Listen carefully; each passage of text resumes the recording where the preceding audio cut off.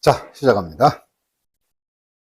어차피 형태가 없는 무형 자산으로 인식이 되려면, 첫째, 이건 무형 자산이라고 하는 게 정의에 충족하고 무형 자산이네 해야 되고,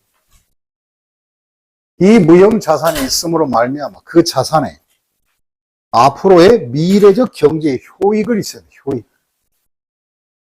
효익이 커야 돼. 유입될 가능성이 높다. 그리고 얼마짜리인지 금액이 측정할 수가 있어야 돼. 셋 중에 하나만 빠져도 자산의 인식 기준이 안 될 때 이건 자산이 아닙니다. 비용이든가 기록할 필요가 없는 것들이죠. 자, 인식 기준을 정리해 봤고, 그 다음 무형자산의 종류를 알아보자. 참 종류는 다양하고 많아요. 현대사회일수록 이상한 것들도 많죠. 무형자산은 첫째 브랜드 명칭도 있고 그 다음에 산업재산권이 특허권, 실용, 신앙권, 의장권, 또 도안이나 문장 등으로 회사의 상징을 나타내는 상표권도 있고, 그 다음에 영업권도 있다. 그럼 기술인, 라이센스, 프랜차이즈, 저작권, 컴퓨터, 소프트웨어, 임차 권리금 받은 것도 다. 임차의 권리금. 임차 권리금이 뭘까? 이건 그냥 회계에서는 잘 나오진 않는데, 임차 권리금이 뭘까? 우리가 닭집을 하나 인수해 들어갈 때, 마을에 아파트 이거 닭집 인수로 들어갈 때 권리금 주고 들어가, 임차를 해, 안 주고 들어가. 그런 것들이 임차 권리금. 그 다음에 어업권 필요거든. 개발비, 이건 조금 중요해. 개발비. 회사의 미래 효익을 발전해서 개발한다. 그럼 첫째가 연구비하고 개발비는 다른 거예요. 연구비는 개발 전 단계고, 개발이 스타트 했을 때가 이제 바로 개발에 들어가는 거, 작업에 착수했을 때가 이걸 개발비지. 개발비는 무형자산. 연구비는 그냥 기업 비용이야, 비용. 그리고 우리가 어떤 제약회사 같은 경우는 연구소들 있어요, 없어요? 연구소 있잖아요. 그 연구소에 들어가는 월급, 그 다음에 연구원에 대한 월급이라든가 각종 비용, 이거 다 연구비용이야. 근데 연구했다가 드디어 뉴 제품이 이제 하나의 차관이 되어서 개발에 착수 들어가는 거야. 막 금융도 짜고, 막 그다음 뭐도 하고 해서 이렇게 들어가는 것들이 이걸 개발비라 그래, 개발.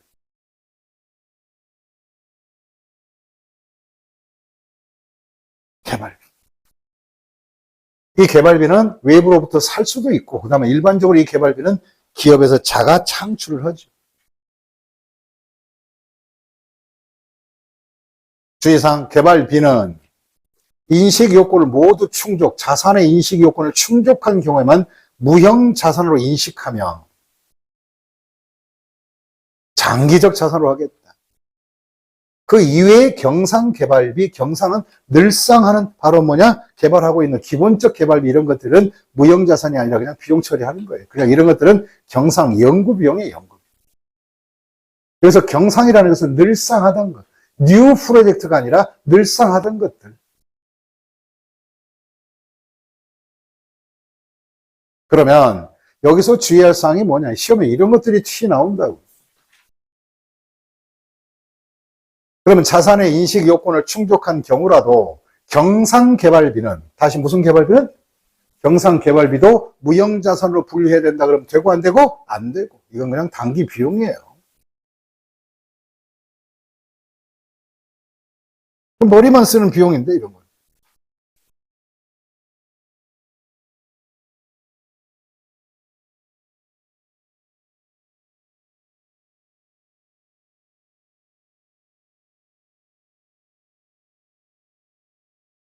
그럼 무형자산의 최초 인식. 아까 했던 거 똑같은 거예요. 교육이 유입될 가능성이 높고 원가가 얼마 들어갔지 신뢰성이 측정할 수 있는 경우에 무형자산을 인식하는.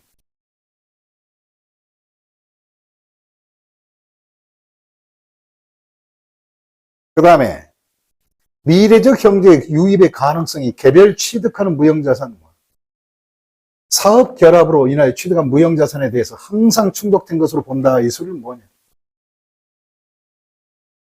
무형자산을 샀어. 그럼 당연히 원가성 인정해야 돼. 자산인 것이고. 볼 것도 없다는 거지. 그건 사업 결합으로 인하여 무형자산, 이건 뭐냐? 사업을 합치다 보면. 다른 회사를 내가 인수 합치다 보면. 현재 가치보다도 웃돈 얹어줄 수 있어요, 없어요? 그런 것들이에요. 이게 바로 권리금들, 영업권 이런 것들. 충족된 것으로 보겠다. 그 다음 또 여기서 뭐냐? 처음에 비용으로 처리됐다가 비용으로 인식이 끝나버렸어. 그냥 경상연구개발비다. 비용 처리 끝났어. 근데 나중에 연구개발해서 특허라는 기술을 얻었다. 그래도 이미 비용 처리한 것들은, 이미 뭐 처리한 것들? 비용 처리한 것들은 그 이후에 무형자산 원가로 다시 소급할 수는 없다. 이 소리. 경비로 떨어버린 것들.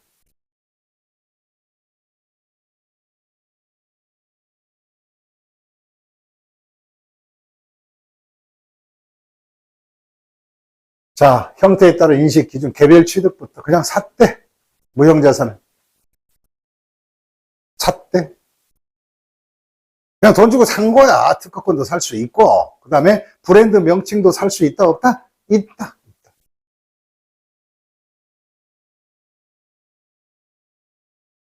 첫째, 순구입 가격이 인식할 가격이다. 측정할 가격. 순구입 가격은 뭐냐? 매매 가격에서 할인이나 리베이트 이런 건 다 차감해야지 당연히. 그 다음에 수입 관세 환급받을 수 없는 세금 등을 다 포함해서 가격을 잡으라. 우리가 아까 유형자산, 무형을 배울 때도 또는 투자자산 배울 때도 전번에 환급받지 못한 관세 이런 것들은 당연히 자산 원가에 포함 안 포함? 포함이다. 그 다음에 두 번째, 자산을 사용할 수 있도록 준비하는 데 직접 관련돼요. 준비. 그럼 사용하기까지 준비 비용이니까 당연히 원가 플러스 해야지. 사용이 가능케 한 종업원 급여 아까 얘기했던 거, 전문가 수수료 같은 거. 또 적절히 기능 발휘할 수 있는 검사 비용도 다 포함시켜야지.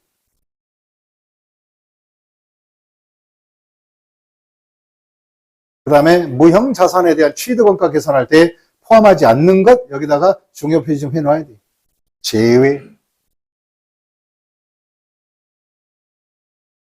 야, 우리가 신기술 개발했다. 개발이 완료됐어. 앞으로 이 제품을 생산해서 팔 것이다라는 홍보하는 것, 광고, 선전비, 이것은 절대 원가 관계가 없어요. 그 다음에 교육 훈련비도 판매를 위한 판매 광고비지. 그 다음 회사에서 관리 원가와 기타 일반 경비는 무형자산 취득에 관계가 없어요. 그 다음에 똑같아요. 유형자산처럼. 사용 중에 재배치하는 데 들어가는 원가 이거 넣지 마시고. 그 다음에 사용이 가능한데 아직 사용치 않고 있는 바로 해당된 기간에 발생하는 원가들.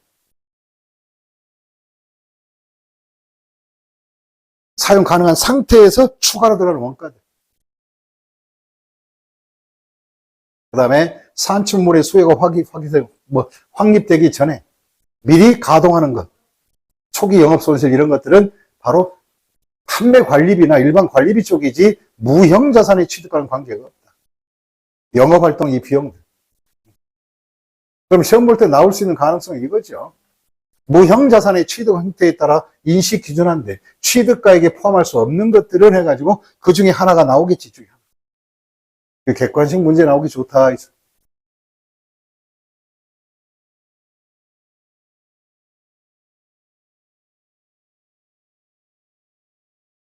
그 다음에 사업 결합에 의한 무형자산의 취득원가. 사업체와 사업체 합치는 과정에서 특히 영업권 같은 것도 있지, 영업권. 이럴 때는 공정가치로 해라. 다시 무슨 가치? 공정가치로, 거래가치로 해라. 그 다음에 정보 보조금 받아서 취득할 수도 있어요. 무형자산.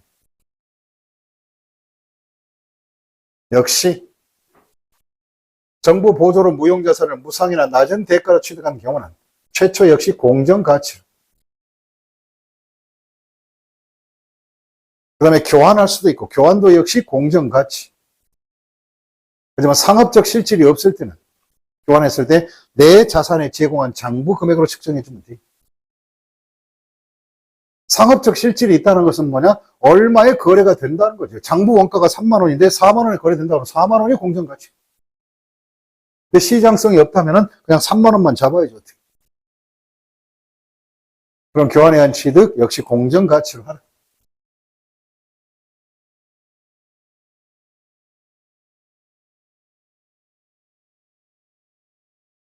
그 다음에 다섯 번째, 이거 조금 신경 쓰세요.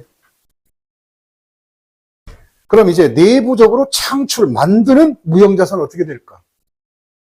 이것도 인식 기준을 충족했다면, 자산으로서 구실을 역할을 할 수 있다면, 자산을 인식하라, 이 말. 그 중에서 인식 과정에 중요 사항이 있어요. 첫째 뭐냐? 자산을 인식할 때, 첫째, 내부적으로 창출된 영업권은 자산으로 인정하지 않겠다. 거기다가 밑줄을 쫙 걸고, 이게 정말 중요한 내용이에요. 예를 들어서 이게 좀 허무맹랑하겠지. 삼성에서 우리 브랜드 가치가 높으니까 우리는 보이지 않는 무형자산이 존재를 한다, 안 한다. 삼성이라는 레벨이 엄청나게 존재하죠. 근데 그걸 갖다가 삼성 경영진이 우리 아무래도 기업 발전이 좋으니까 영업권이라는 자산을 해가지고 바로 50조를 장부에 계상해 놓으면 그거 문제 생겨, 안 생겨? 그 가치를 어떻게 측정하는데? 그래서 영업권이라는 그 권리는 권리금을 주고 회사를 인수했을 때나 나오는 거지. 지가 회사가 좋다고 영업권을 평가할 수는 없는 것이다. 그리고 이건 거래에서만 나오겠다. 거래. 그 다음 연구 단계에서 발생한 개발비 중에서 연구비는 단기 비용 처리하라. 그 다음에 개발비라는 무형자산이 되기 위해서는 세 번째, 개발비는 개발비 요건을 충족시키면 무형자산을 처리하고 그렇지 않으면 경상개발비 처리에 비용으로 처리하겠다. 그럼 개발비도 상황에 따라 그때그때 뭐예요? 달라질 수 있다는 거예요. 뉴 개발이냐? 그럼 무형자산 인식해라, 개발이 되면. 그 다음에 경상 연구 개발이라면 이것은 그냥 비용 떨어라. 괜히 자산 놔뒀다가 그냥 오래 가지 말고. 그 다음에 또 내부적으로 창출한 브랜드. 무형자산을 인식하지 않겠다. 그럼 브랜드는 권리금은 맞는데, 무형자산은 맞아. 권리금은. 그저 브랜드 가치. 근데 자기가 창설하는 브랜드 가치를 갖다가 얼마짜리라고 평가해서 자산으로 인식할 수는 있다, 없다? 없다. 이것은 브랜드를 샀을 때,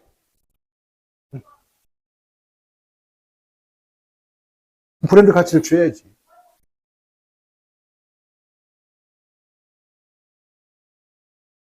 우리나라에서 운영하는 애플사 있어요, 없어요? 사과 한 입 베먹다 만 거, 그거. 우리나라에서 판매하는 브랜드 사야 돼요, 얼마치. 그럼 애플 브랜드를 취득한 우리나라 기업에서는 그건 브랜드로서 무형자산이 된다, 이거지. 그 애플사 본사는 그 본사 브랜드 가치를 얼마를 측정해서 장부에 기록할 수는 없는 것이다. 그래서 내부 창출한 브랜드나 영업권은 자산을 인식하지 않는다는 것이다. 근데 이제 영업권은 나중에 우리가 또 공부에 좀 있다가 얼마의 영업권이냐. 그래서 샀을 때, 기업을 인수했을 때 얼마를 권리금을 줬느냐. 거기서 나와야 돼. 그래서 내부 창출한 것을 인정하지 않겠다. 이 뜻이 내부 창출. 네?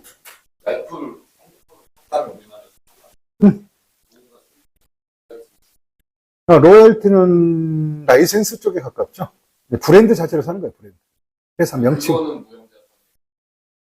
그건 무형자산이라기보다는 조금 그 비용의 성질이 강하죠. 단기 비용, 비일반 비용이죠. 무형까지 가진 않겠지. 그럼 이렇게 해서 우리가 해당되는 것. 특히 다른 거 다 필요 없고요. 이 세 가지는 챙겨야 돼.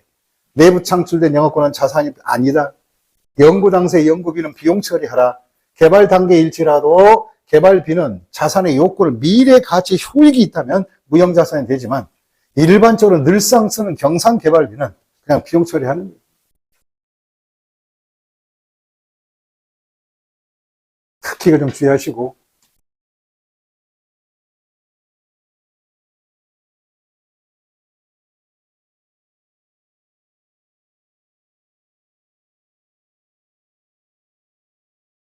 그다음 큰 다섯 번째, 무형자산의 상각.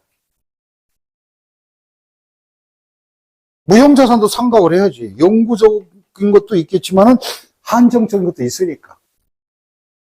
그럼 내용연수에 맞춰서 상각을 하는 것이다. 유형자산과 똑같아. 첫째, 내용연수가 한정적일 때는 감가상각을 하라.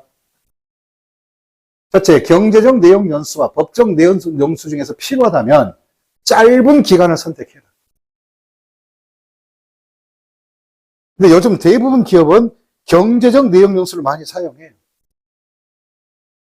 예를 들어서 어떤 삼성에서 핸드폰을 만드는데 특수한 기술이 있다. 기술은 하나의 특허인데 그것이 기기가 변경되면 다른 걸로 교체되면 그 특허권에 대한 권리 가치를 많이 희석이 되지.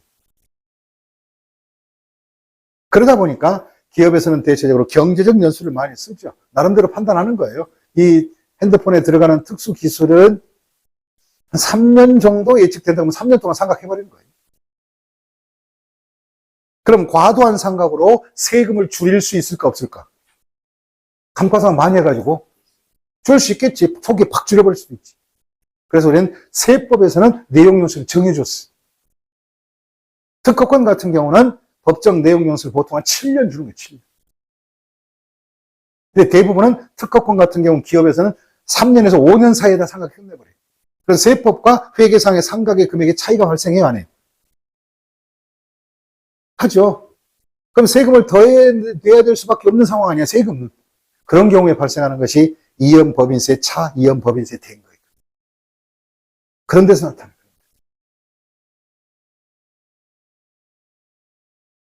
하지만 봐요. 3년 동안 상각했을 때는 그럼 이연법인세가 더 내야 될 게 나온다. 법세 회법 입장에서는.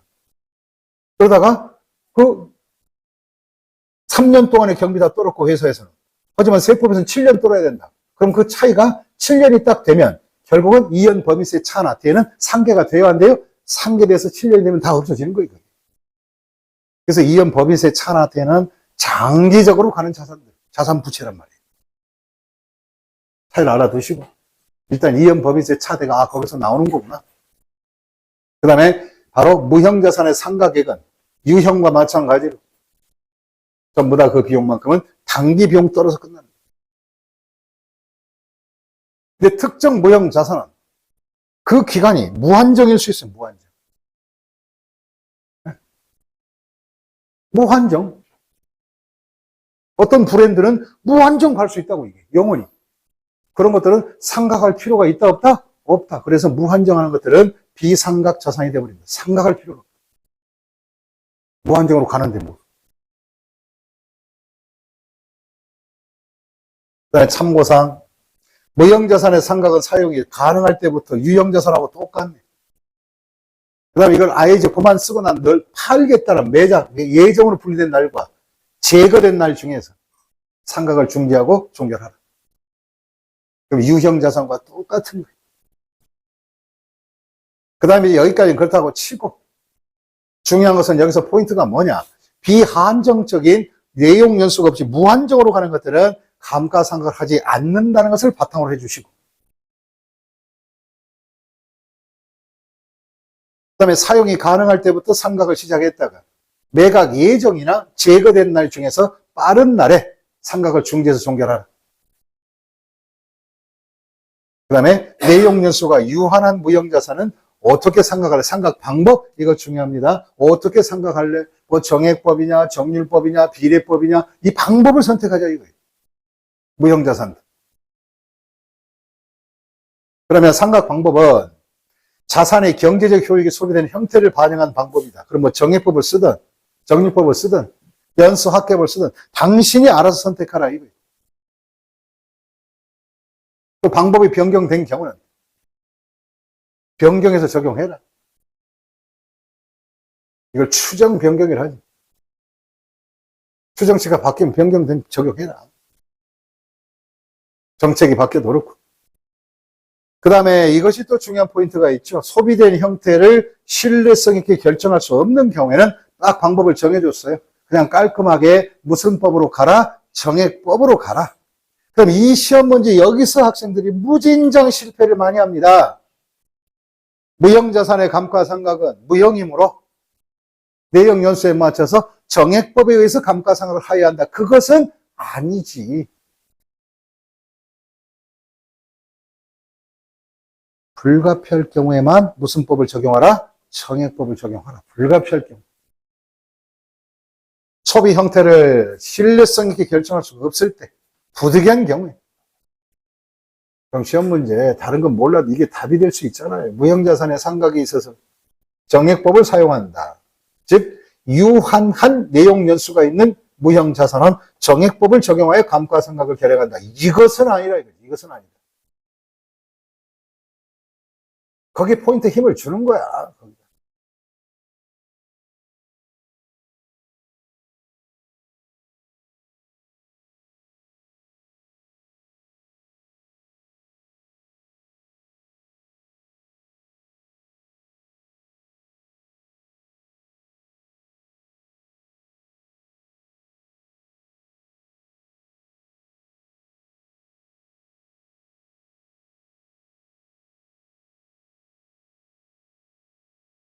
밑에 있는 참고사항 하나만 더 보고 가자.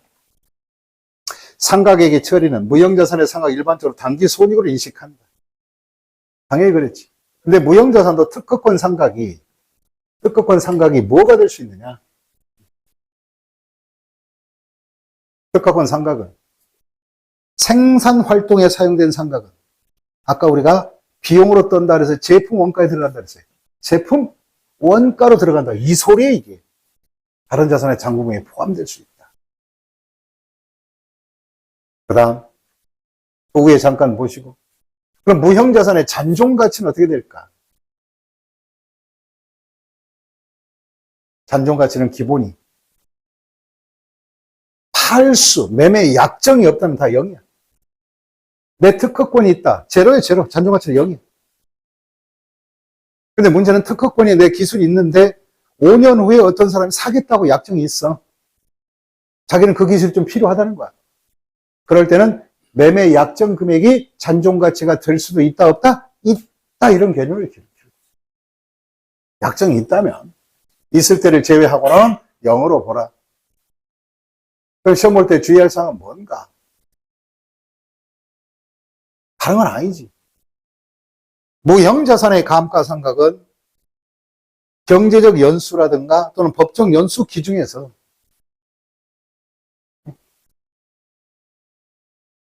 회사 입장에서 본다면 짧은 걸 하든 그 다음에 또 변경이 있을 때는 추정 변경을 하고 잔존 가치는 뭐로 본다? 0으로 하되 얼마에 팔기로 약정이 있다면 그것은 그 자체가 잔존 가치니까 그걸 빼놓은 나머지를 바로 그 약정된 금액을 잔존 가치로 한다는 것이. 잘 참고하시고 틀리지 않도록 하시라 이 말이에요. 그 다음에 또 이제 우리가 내용 연수가 무한 끝이 없어요. 끝이 없어. 그건 상각할 필요가 없다는 거지. 감가상각을 왜 해 이걸 감가상각? 이게 무한정인데. 얘기한다면 토지와 같은 건데 땅과 상각하지 아니하고 그 대신에 무한정일 때는 왜 상각을 못하느냐? 원래는 상각은 내용 연수가 있어야 돼 없어야 돼? 근데 내용 연수가 없는데 어떻게 상각을 하냐고. 그 대신에 또 실질적인 가치는 변화가 일어날 수 있다 없다? 있다. 그럴 때는 결국은 감가상각은 못하더라도 무한한 것들은 결국은 손상차손을 다시 무슨 차손? 손상차손으로 대타 세워라. 손상차손. 그러면 장부 금액과 회수 금액을 비교하여 손상 검사를 수행하라. 그 다음에 밑에 있는 것. 상각하지 않는 무형 자산에 대해서는 사건과 상황이 그 자산의 내용 요소가 비한정적이라는 평가를 계속하여 정당화할 수 있는지 매회 기간 동안 검토하라. 즉 무한정이 맞는지 안 맞는지 검토를 좀 해볼 필요가 있다.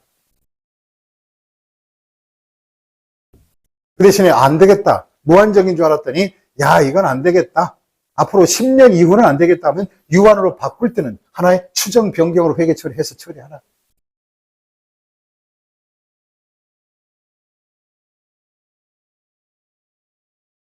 그 다음에 비한정에서 유한으로 재평가한다면 결과적으로 손상의 징후가 있었다 없었다? 있다는 결론이 되겠지.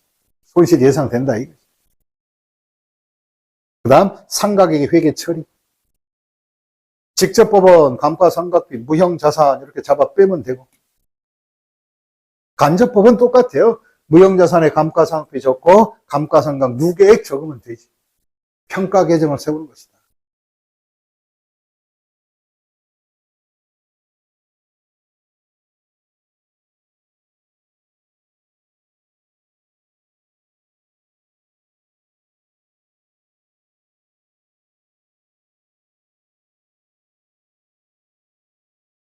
손상 이걸 그냥 살짝 지나가요.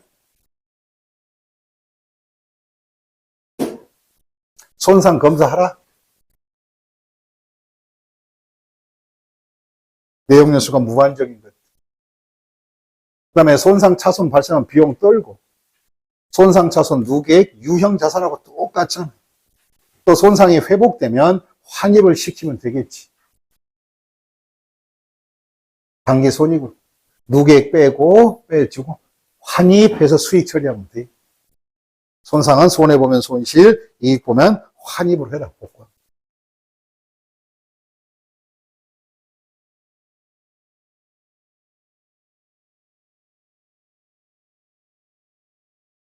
그 다음 무형자산의 폐기와 처분 생략.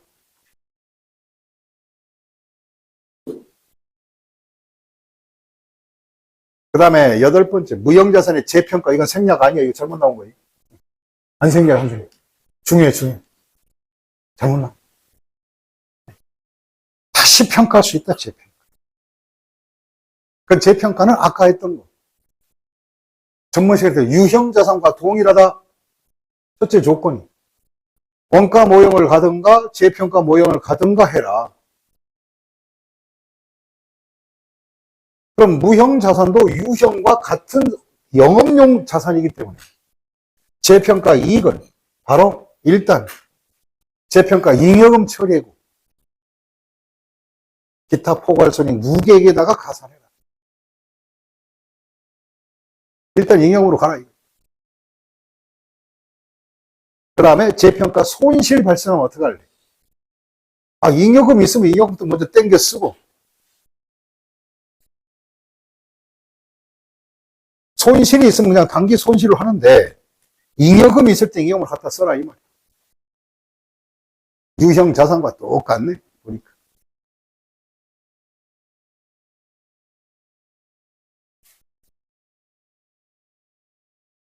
그럼 재평가 잉여금을 어떻게 처리할래? 재평가 잉여금을 처리하는 건 뭐냐? 대상 자산이 처분 폐기될 때 이익잉여금으로 직접 대체할 수 있다. 유형 자산하고 똑같네. 대신에 사용기간이 있는 것들은 사용함에 따라 재평가 잉여금 일부를 대체할 수 있다. 이익잉여금으로 대체할 수 있다. 중도에. 원래는 팔 때 전부 대체해. 따라서 결론은 이거 재평가 잉여금을 이익잉여금으로 대체한다면 기타 포괄손익에서 잉여금으로 같이 이동만 하기 때문에 그럼 기타 포괄소익도 자본에 있는 적립인데 그걸 잉여금으로 이익잉여금으로 바꾸기만 이름만 바꾸니까 단기 손익계산서에 영향은 있다 없다? 없다. 뭐냐? 우리가 재무상태표 대변에 자본이 있고 자본 안에는 자본금도 있지만 뭐도 있느냐? 포괄이익도 자본의 일종이야. 모아놓은 적립자본이야. 근데 이익잉여금도 근데 이 포괄이익을 요로 옮겼다고, 요로 대체했다고 자본의 변화가 있는 것이 아니고, 또 단기 손익에 영향이 미치는 것도 아니고, 그래서 자산의 재평가로 인한 재평가 잉여금을 이익잉여금으로 대체하더라도 단기 손익에 영향이 있다 없다? 없다. 이것을 좀 잘 참고하시라고. 이렇게 하는 것은 이제 뭐야, 이론에 나오는 게 아니라 푸는 문제로 나오는 거야. 푸는 문제. 아주 적나라하게 얘기합니다. 어떻게 몇 년도에 얼마의 재평가 한 3년 해놓고 재평가 얼마 다 해놓고 이 재평가 당해 자산의 처분으로 인하여 바로 뭐냐, 재처분을 했을 때 단기 손익에 미치는 영향은 얼마일까? 물으면 무조건 제로 답 끝.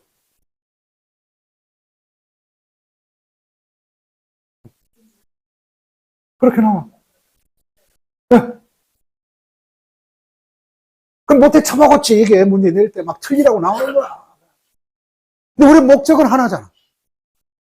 유형이든 무형이든 재평가, 잉여금이 있을 때는 이걸 갖다가 전부 다 폐기할 때 하든 중도에 바로 옮기든 간에 잉여금으로 대체할 때는 자본의 과목에 대한 변동은 있어도 금액엔 차이가 있고 없고 또한 잉여금이 재평가 잉여금이 기타 포괄 손익에서 바로 뭐냐, 한마디로 이익 잉여금으로 올라가는 것 뿐이니까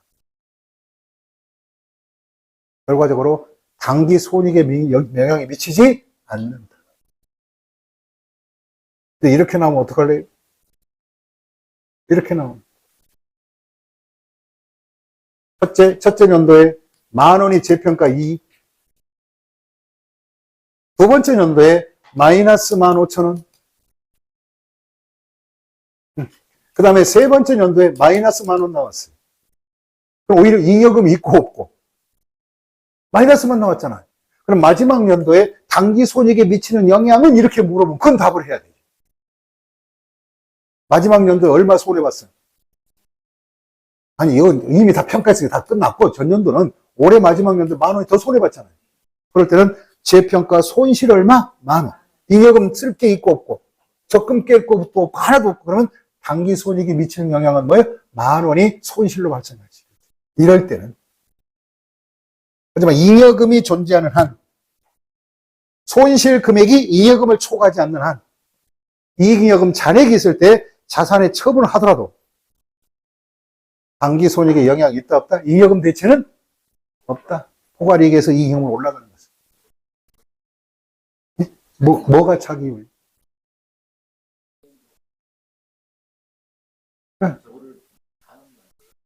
다음 연도에 왜? 응. 다음에 이익이 생겼으면 작년에 이거 바로 뭐냐? 이익이 또 다음 연도 여기서 이익이 생겼다고 플러스 이익이 10,000원이 생겼다 그러면 작년에 비용 떤 거 있어요 없어요? 비용 떨었잖아요. 그 원래 재평가는 주주의 권리인데 경영자의 손실로 처리해버렸으니 경영자들이 가만히 있을까? 작년에 손해본 재평가 손실 올해 이익 뺀 것을 메꿔주세요 하고 환입을 요구할 수 있지. 다시 뭘요? 환입. 그렇게 되는 거예요. 유형 자산에서 배웠잖아요. 일단은 재평가 잉여금을 자산 처분 등을 했을 때 이익잉여금으로 대체하는 경우는 단기 손익에 영향이 있다 없다? 없다는 사실을 명심하시라. 자, 참고 뒤돌아보기. 책이 없는 내용이겠죠? 뒤돌아보기 이런 것은. 우리는 재평가 많이 배웠다.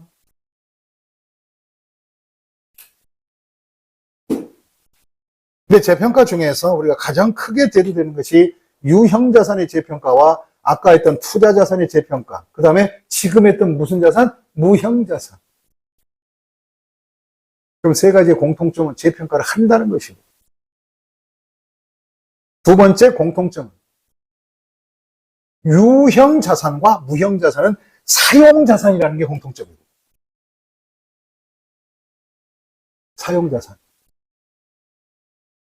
그 다음에 투자자산은 임대나 투자 목적인 단기 순익을 목적으로 한 자산이었어요. 그래서 결론은 유형과 무형자산은 평가 손실은 단기 손익으로 처리하겠지만 평가 이익이 있으면 평가 손실을 상기한 후에 잔액은 바로 재평가 잉여금으로 계속 유보시키는 거예요. 얘도 똑같이 가는 거예요. 하지만 투자 자산은 단기 수익의 목적이었기 때문에 재평가 한들 이익과 손실이 발생할 때는 잉여금으로 간다 안 간다? 안 가고 기타 포괄 손익이 아니야. 얘는 바로 뭐냐? 바로 단기 손익으로 처리해야 될 자산이야. 이거.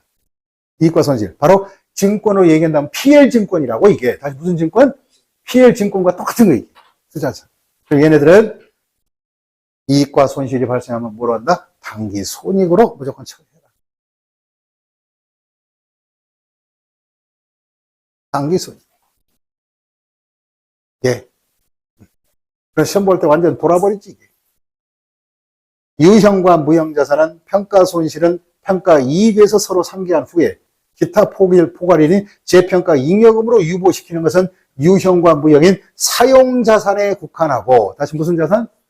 사용자산에 국한하고, 투자자산은 단기 손익에 관련된 자산으로 봐야 되기 때문에 왜? 투자자산에서는 이익이 생겨 안 생겨? 투자 이익 임대 수익 막 처분 손익이 나오잖아요. 그렇기 때문에 단기 손익으로 다 반영해서 잉여금으로 갈 자격이 안 돼, 얘는. 그렇게 생각하셔야 돼요. 됐어요? 잘하셨어요.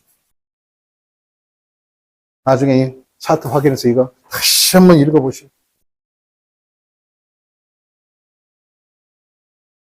자, 289페이지 갑니다. 289. 내부 창출. 다시 무슨 창출? 내부 창출. 그럼 무형자산은 자기 회사 자체에서 개발할 수 있다는 거예요. 내부 창출. 만들어라. 첫째, 어떤 권리를 얻기 위해서 특허권을 만들고 싶어. 개발비 들어간다. 특허를 얻기 위해서. 그럼 제일 먼저 무슨 단계가 들어가? 연구. 그럼 연구 단계가 끝나면 개발. 그럼 연구비는 비용이지만 개발비는 무형자산이 될 수 있다 이 말이라고. 내부 창출하는 거예요. 그래서 내부적으로 창출한 무형자산이 인식기준을 충족한지를 판단하기 위해서는 창출 과정에 연구와 개발 단계로 구분한다 이런 뜻이고, 연구 단계는 무조건 비용이에요. 그냥 연구비, 시험 연구비, 경상 개발비 이런 거 다 비용이에요. 비용. 자산의 연구, 자산이 안 되는. 그럼 연구 단계와 개발 단계 구분할 수 있는 것은 내부 프로젝트에서 발생한 모든 지출은, 내부 프로젝트에서 발생한 모든 지출은 일단 연구 단계에서 없는 것들, 연구 단계인지 개발 단계인지 구분이 안 돼. 그건 차라리 자산 처리보다도 보수주의가 된다면 비용 처리를 먼저 떠는 게 낫겠지. 그럼 비용 떨어놨더니, 여기서 잘해요. 비용 떨어놨더니 나중에 보니까 개발 단계였어. 그럼 개발비라는 무형자산이 돼야 돼, 안 돼야 돼? 돼야 되는데 이미 비용으로 떨어버린 것들은 구분이 당시 안 돼서 이걸 다시 개발비로 환원해서는 된다, 안 된다? 안 된다, 이 말이라고. 아까 했었죠, 그거. 그 얘기 하는 거예요, 이게. 아리까리 얼레꼴레리 할 때. 그냥 비용 떨어라.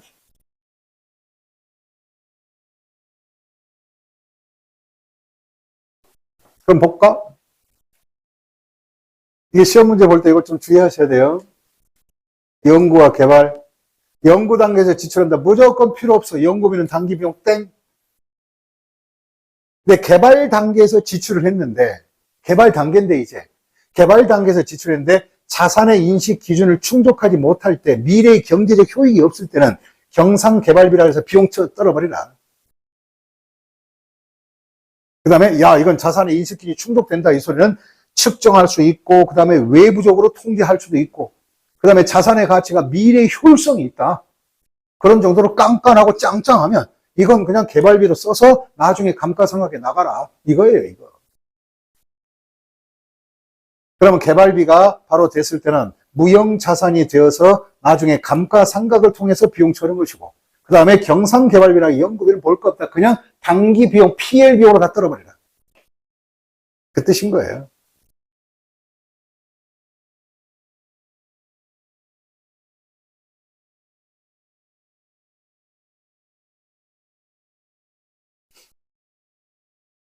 연구 단계.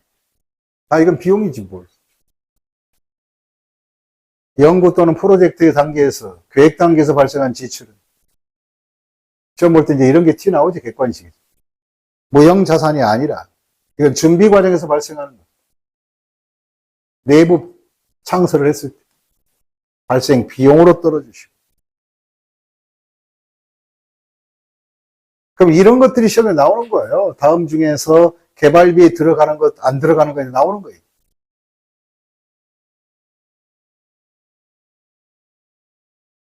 한번 동그라미 쳐볼래요? 지, 탐, 대, 선.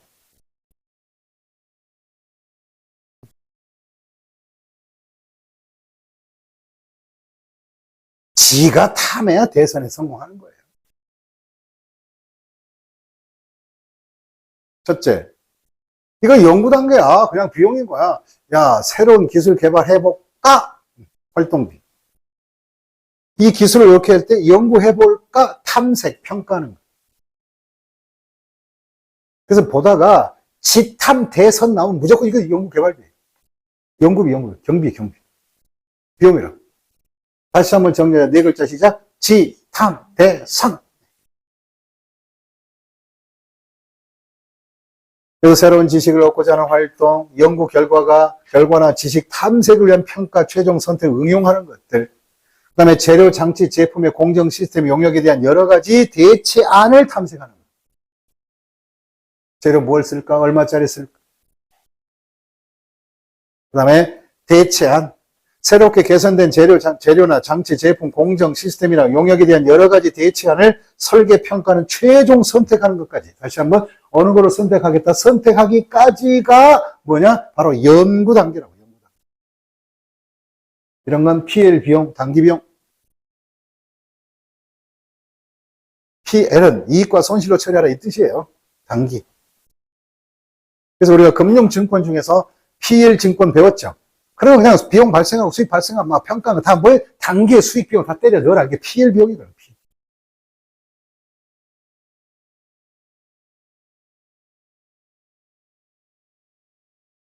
지탐 대선 꼭 참고하시고 이제 개발 단계 이제부터 개발 단계는 이제 개발비란 무형 자산이 되는 거예요. 선택까지 했으니까 이제 여기서부터는 개발 동생 개발 써놔. 개발 동그라미 쳐놔. 그래서 영어로 좀 써. 도그 푸드 써놨어요? 네. 잘했어요. 도구발이야 도구 개발. 진짜 쓰는 분 있네. 진짜 썼어.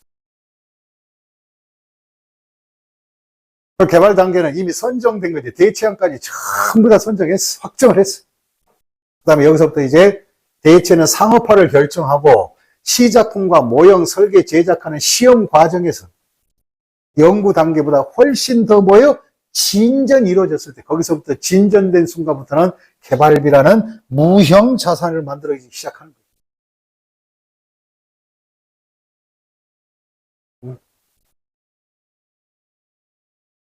그럼 어떤 것이 개발 비용이냐? 자, 개발은 다 뭐냐? 개발은 다 설자를 끼고 돌아, 설자. 개발은 뭐예요? 설.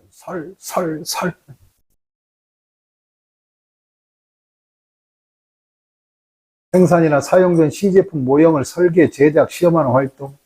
새로운 기술과 관련 공급, 그 다음에 지급, 주형, 금형 등을 설계하는 활동, 설계. 그 다음에 상업적 생산 목적으로 실현 가능한 경제적 규모가 아닌 시험 공장을 설계한 것.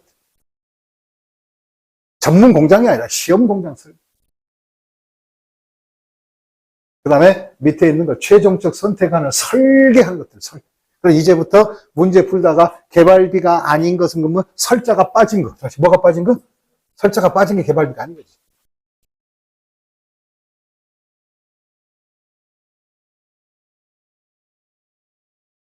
설자 조심하세요.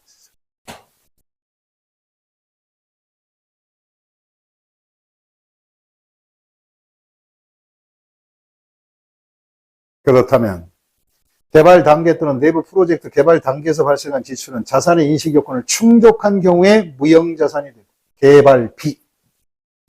그 이외에 지출에 대해서 발생한 기간에 나머지는 경상개발비가 됩니다.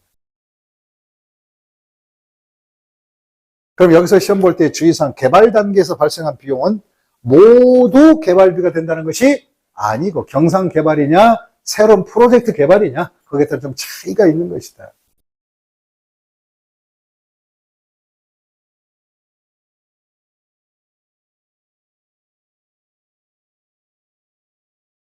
그다음 내부 창출한 무형자산 이제 원가 계산해 봐야지.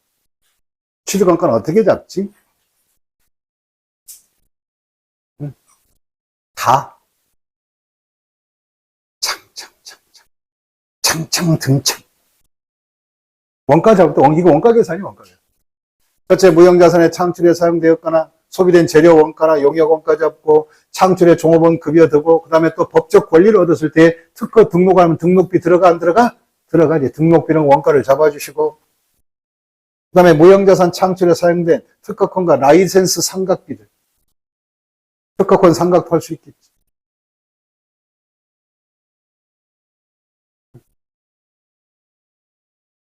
이런 게 다 창창 등창하는 것이다.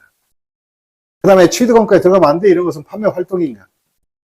판매비나 관리비 등 기타 일반 경비 지출 이런 것들 들어갈 필요가 없고 비효율로 인한 초기 영업 손실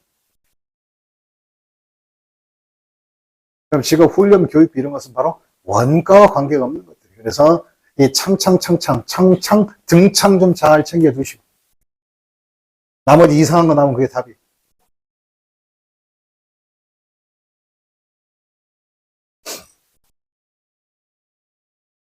그 다음에 이제 풀이 문제로 나올 수 있는 거. 영업권이다. 영업권. 잠시 후에 진행합니다.